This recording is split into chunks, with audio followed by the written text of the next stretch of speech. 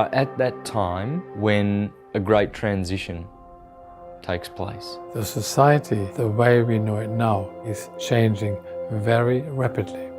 People are becoming more conscious of the fact that we need to change our habits and take responsibility.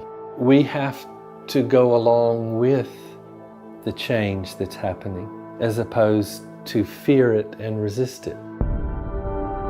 We have all heard about 2012. It's doomsday.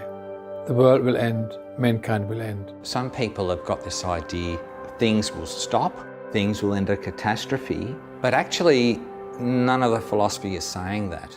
The agenda seems to be trying to put a negative spin on it, to radiate fear out on the planet as opposed to love. And love is the glue of the universe. The more one loves and finds unity in this world and harmony, the more the blessings will be when that time comes. A prophesied acceleration of both technology and consciousness is occurring right now, which is right on time with what's been decoded from the Mayan information. All shall benefit on different levels, because that's how the universe elevates souls. What is getting ready to happen is a positive thing. It's a step forward in an evolution. It's an awakening in consciousness. If we have a good look at our solar system and how it works, the moon goes around the Earth is rotating and orbiting the sun. Now our sun, in turn, is orbiting Sirius. Well, that affects the consciousness of mankind, because we have 100% consciousness when the two stars are close to each other. Then the consciousness falls to 75%, 50% and 25%. In the great orbit of our two suns, we have turned the corner from the Dark Ages. Now they're pulling towards each other, bringing us to a higher consciousness. So we're really in just a great time in history to be living. It's just an amazing time. The great changes that we will see with our own eyes will just be stupendous. The new world of love is coming.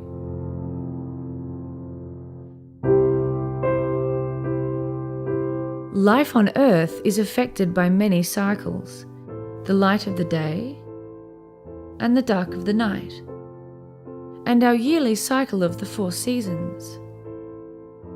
The stars in the sky are linked to life on Earth and greatly influence our existence. That which is above is the same as that which is below. As above, so below. But what if there is a greater cycle that takes thousands of years, which influences human consciousness? According to many cultures, much like the seasons that are familiar to us, humankind undergoes a similar cycle in which consciousness expands and contracts. It results in great ages of enlightenment and dark ages of misery. Different cultures refer to this cycle by different names, including the Yuga cycle or the ages of man. But one thing is certain: these cycles are known to almost every ancient culture throughout the globe. The Hindu Yuga cycle consists of 4 ages: the Kali Yuga or Dark Age, Dvapara Yuga, Treta Yuga, and the Satya Yuga, the Golden Age. During the Golden Age, human consciousness is at its peak, where unity is celebrated and life is lived in peace, love and harmony. In the Silver and Bronze Ages, our consciousness begins its descent to its lowest point, the Dark or Iron Age, in which suffering and ignorance is at its peak, and humans are divided and at war. That is our current age. Then the cycle makes its way up again to the Golden Age. These 4 ages influence the rise and fall of civilizations across the globe. It is believed that we are at that time when the Dark Age is coming to an end and the Bronze Age begins. And the crossover is taking place during the galactic alignment on December 21st, 2012. The mainstream media throughout the globe depicts this date as the end of the world, in which catastrophic events will extinguish all life on Earth. The end of the world theory is based on the Mayan long count calendar, which ends exactly on the 21st of December 2012. Although many claim that the Mayans have predicted the end of the world, there is no evidence to suggest so. The Mayan calendar simply resets on this date as one cycle ends and a new one begins. Many believe that the marker left by the Mayans indicates a great change in consciousness as we leave the zodiac age of Pisces and enter the age of Aquarius.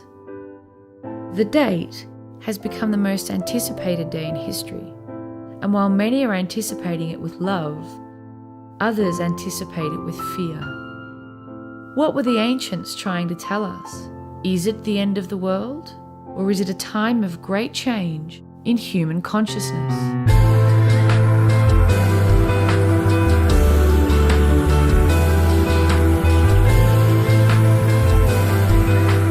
Man, know thyself, and you will know the universe and all its gods. So when one understands that we are the microcosm of the macrocosm, the stars that go above and around in various different cycles, then we understand the connection between us and the God.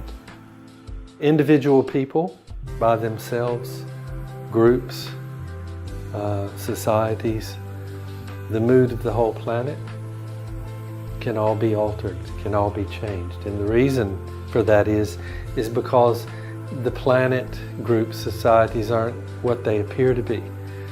They're just another level of consciousness. We're all consciousness. If consciousness changes to a higher vibration, which I feel is happening in 2012, then the society, the way we know it now, will not be there anymore. The old has to go. The new has to come. Religious traditions are looking forward to this time because they know that it will bring much peace and love and joy and wisdom to mankind. You become aware what you really are.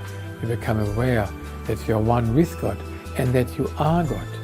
Individual little elements or atoms of that divine. And when one realizes the God within us, he can see the God within everyone. Just trust in love, everything else comes. The universe knows what we need, and the solar system knows where it's going. The sun is flying through the heavens, taking us to new places, so we can rest assured that we're in good hands.